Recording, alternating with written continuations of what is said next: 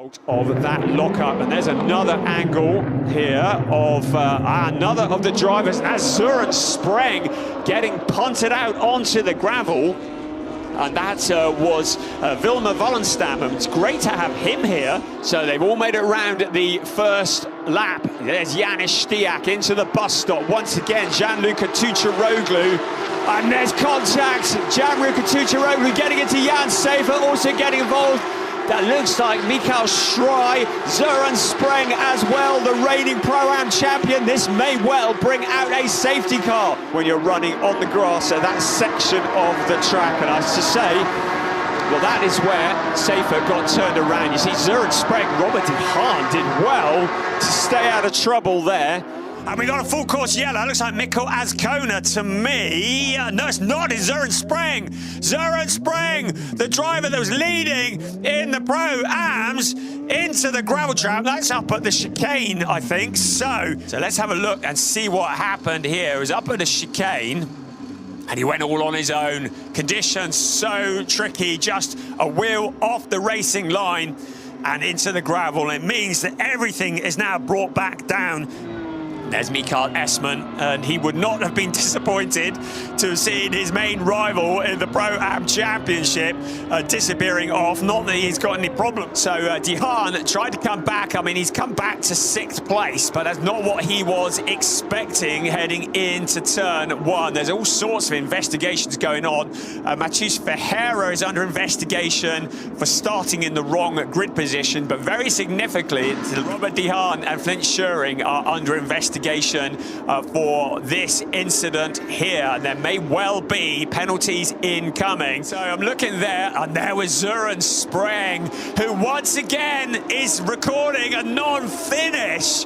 Sören Spreng, what has he got to do to turn his season around? He thought his luck might have changed at Spa-Francorchamps, but for one race, he has had a torrid year. He is the defending champion. And meanwhile, Huub van Eindhoven and Robert de Haan have been noted. And now Sören Spreng, the Pro-Am champion, the defending Pro-Am champion, pointing in the wrong direction. His bad luck continues. Was it not? That was Sebastian Freimut getting locked up and getting out of the way. So great news is, despite all of this that has been going on, including Sören Spreng having that spin, it's getting a little bit elbows out in terms of the racing. Goretti leading the way. Robert de Haan and Goretti. That's Sören Spreng off into one of these sponsorship holdings, and you can see the steering is broken on that car. So Sören Spreng, who's had the most awful year so far, his bad luck continues, and it was Sasha Norden, the other car, that got together with Cas Havercourt. So this is significant in all the championships.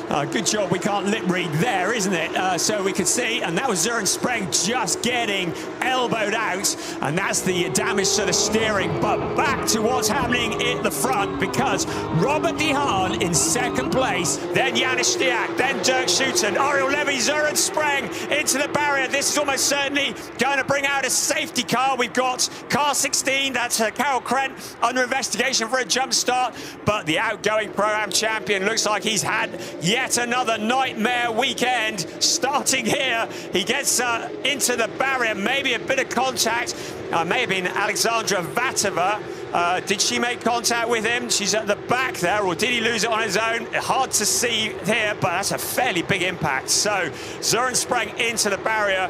Almost certainly this is going to bring out a safety car, because I don't think he is going anywhere anytime soon. And this is an absolute epic grandstand finish to the season. It's a season where we've seen many different winners, but it's come down to just 2 cars, and Sören Spreng, who crashed out in the early stages yesterday, has had a bit of a moment himself again.